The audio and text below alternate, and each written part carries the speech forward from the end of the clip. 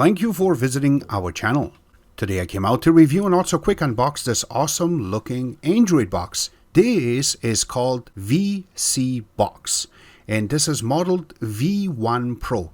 Yes, this is another full supported box that has everything inside out, so we will go through and review it in this video. But to view everything properly and fully, we're going to keep that on our website and also on Rumble, so this way you can see more and you can learn more from this box. Yes, because this is fully loaded box. I do not want to forget that this box is Android 10, 4GB of DDR4 RAM. It is 32GB internal storage. Yes, when they indicate that this is 6K, that means this is all winner chip. This is dual band Wi-Fi. It has an antenna to it. It has a gigabit LAN.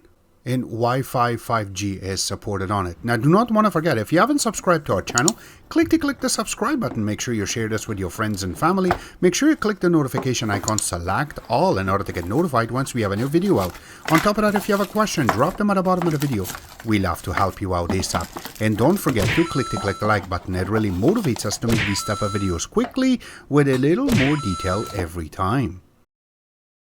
And here are all the components that are part of the box. It comes with this user manual, which is very basic. You just open it and it's all there. So just a user manual in English. Also what's included in the package, which we're going to cover in this video.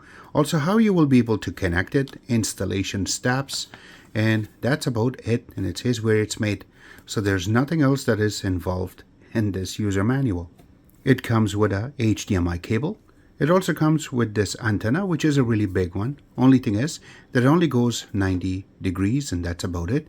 So you cannot make it go more to the other side. So make sure you don't break it. It does come with a power adapter, which is created for Canada, United States. This part will be the one that you connect to the actual box.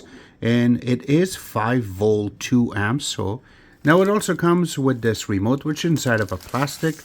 And it's a Ziploc bag. And once you take it out, this is how it really looks.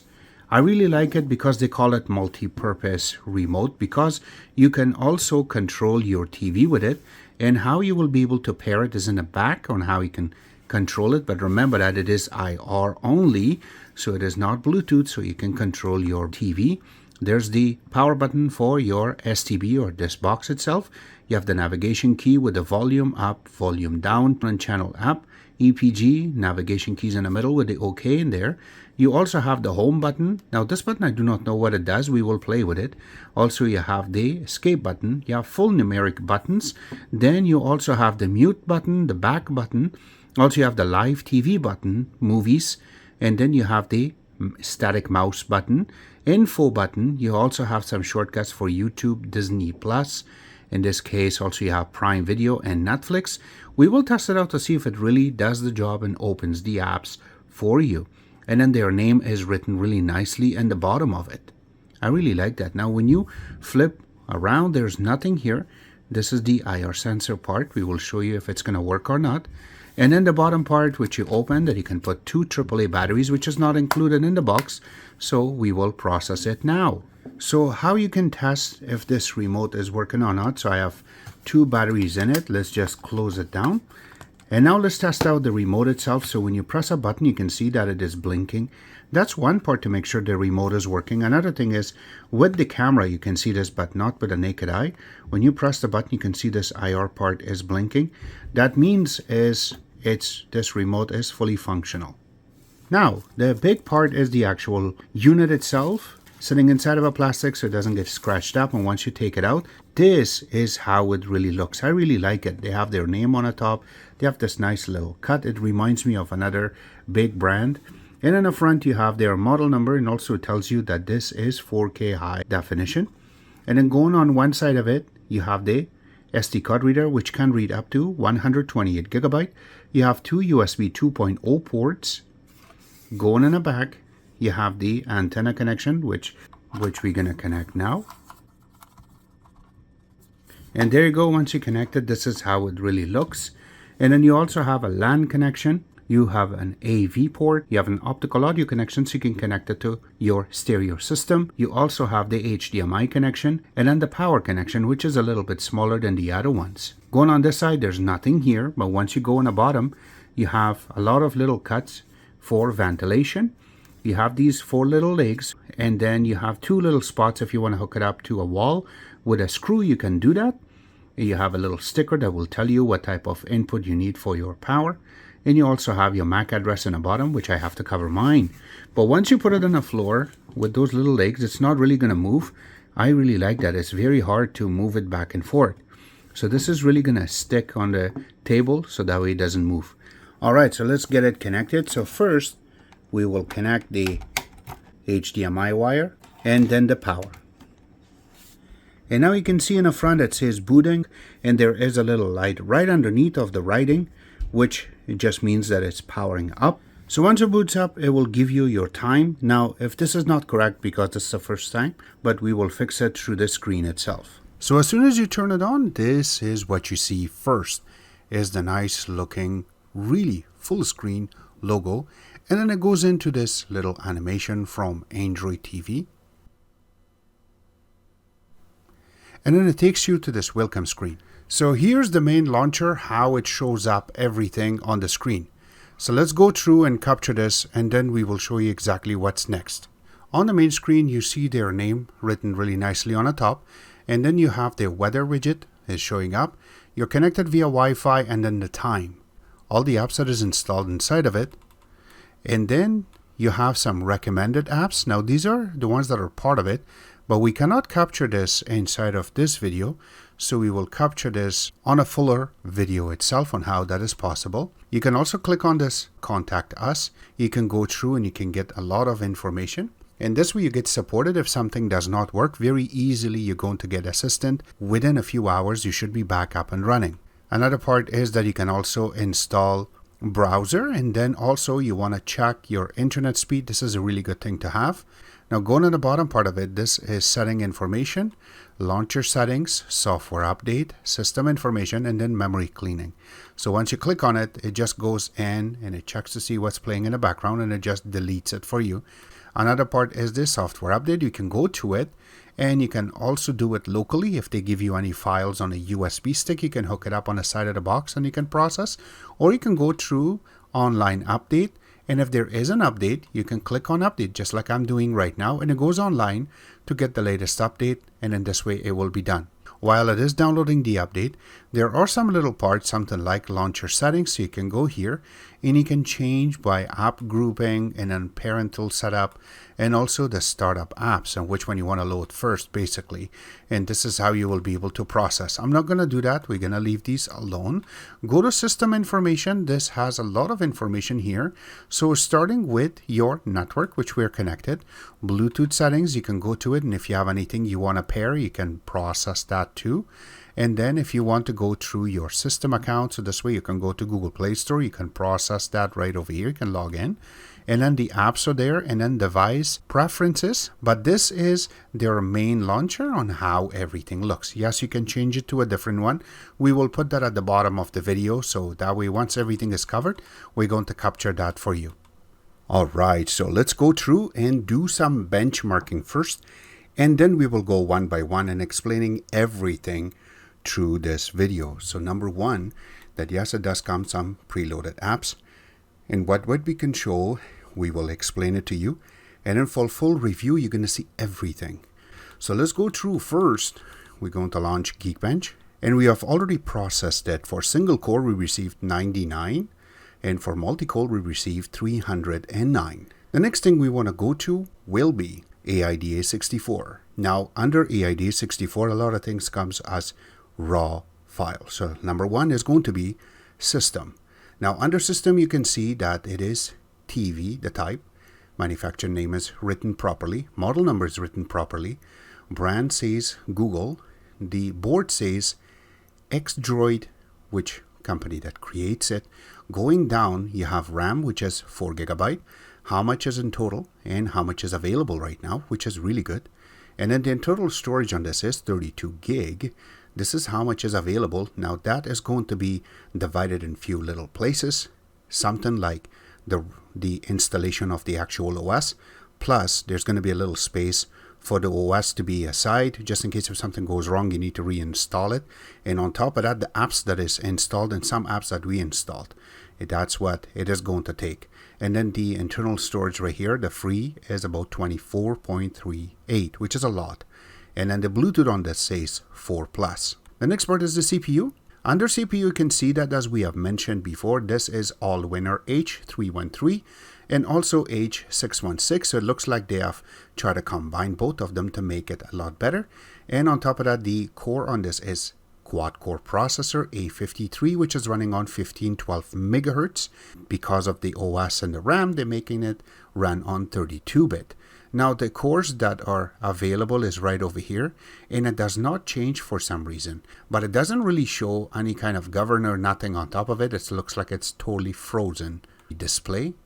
Now by default, the native resolution on this is 1080p, and then the pixel density is 213 dpi.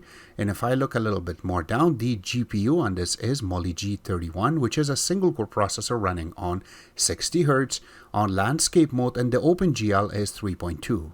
The next part is going to be network. Now, why do we need network to be covered underneath of this? Is 5G network right there. It says supported. Or Android, this is Android 10, and if you go down, it says the API level is 29, and the rest of the information is there that you're looking for. Next part is going to be terminal, so let's go there, and there's no information about it, so they have totally blocked that part. And the next part is going to be codecs. This should be here, and there's a lot of codecs that are involved inside of it, so we're just trying to go very quickly in the bottom. So VP9 is there, VP8 is there, MPEG-4 is there, HEVC is there, and also H263. And if we want to go up a little bit, you can see all of the Allwinner video codecs that is involved is there. AVC is there, but I do not see AV1, and that's what everybody's looking for these days. Is there you go, OPUS is there, and MP3 is there. So if you want to go up and trying to figure out more, I'm just trying to go, and that's about it. So it does not have AV1 in this chip. The next thing we want to go to will be YouTube. Now here you go. Once you go to quality itself, you can see that I am running it as 4K. It's not on auto, because if you place it on auto, or if you just want to play along, it will be just 1080p as a regular version. But you can see that I changed it to 4K and it plays it very nicely. Now that's not it. Let's go a little bit geeky inside. So here you go. As you can see, this is running on 1080p. And there you go, there's 0 frame drops because we're capturing it, but this is 4K and 30 Hz, and still there's a 0 frame drop. And you can see the codec right now is running on VP9 and OPUS. That's basically what YouTube is running mostly, is on VP9 and OPUS, which that's why it's so nice and smooth on 4K. But you can see the colors, everything is running perfectly. Even the buffer health is accurate, so there's not much latency and there's not much of frame drops, that as you can see it right now. That's what we're really looking for on these type of boxes. Now you can do the same thing through a browser and more, but we cannot really capture that. So once we get to next part, we will explain to you what's next, but that's it. Alright, so the next thing we want to go to is just going to play some videos from our network to see exactly how good this will play. Now I have to mention that these videos are just the regular videos. We did not make any new ones because these are okay to play with. So number one that we're going to play is going to be 1080p video.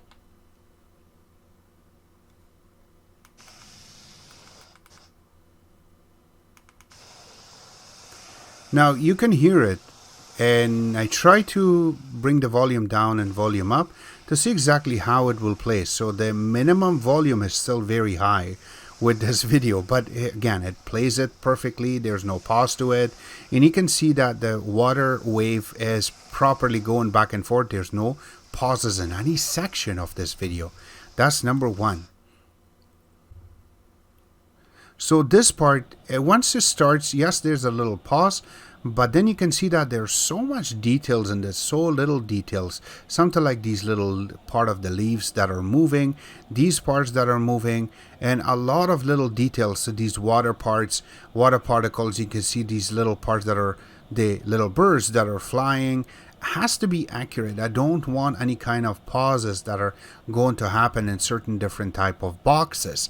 Now this is 4K video, but it's not 10-bit. This is a regular video that we have created with our phone in Niagara Falls in Canadian side, and it plays it perfectly. Now the last thing that I wanted to play is going to be 10-bit video, and as soon as it starts perfectly.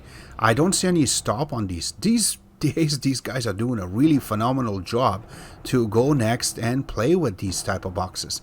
Perfect. You can see that it is running it really nice and smoothly. Wow, this is perfect. So again, this box really brought that wow from us. And again, this is not something that we were expecting out of this box. We thought, you know what, it's going to do some good, but not this good. This is perfect. So 10-bit video is going to be plus sign on this. Now the next thing and the last thing we want to cover on this video will be speed test. Now we have already processed, so let's go to the result. Now number one, we tried with the LAN connection, and you can see that I received 256 for our download, and you can see the arc will just keep going up and down a little bit. So it was about 260, then it stayed there for 256, and then for our upload we received about 53, which is exceeding the upload rate. And then our idle was really good number. Now when we tried it for second time, it came down a little bit, but you can see the arc, the way that it went down and then goes back up. It looks like there was a huge delay that the internet just brought up, so that's why we saw that, but it got really good at the end of it. And then same thing for our upload rate, it is exceeding, which is a really good number, and the idle time is still really low. Now when we tried it with Wi-Fi, now I have to mention one thing, the times are different because the first time that we tried with Wi-Fi, we didn't get that result we wanted it. So we waited a little bit, so that way there's less internet connection issues with the Wi-Fi. A lot of things were connected, so this way it eased up so we can do a proper test. And now we received exactly 100 for our download rate, which is a 5G network, and 52.4, which is exceeding for the number. When you see the ping, it's about 21. So it's a little bit high that I was not really expecting. When we tried it one more time, it went again exactly on 100. It went up a little bit for 96 and then came to 95, and then it stayed steady on about 98, and it stayed on 100. But our upload rate is a little bit lower. It's supposed to be 52, but it's 51.2. But our idle time went down a little bit. So what we learned from this is LAN connection or Wi-Fi. It is a really good number, so that way you can do your streams properly with this box. And it really works and it really clicks properly when you are playing with this. So I really enjoy playing with this box. Now all the links will be available where you can order it from, except that this was our take, and yes, you can play the video game on it too.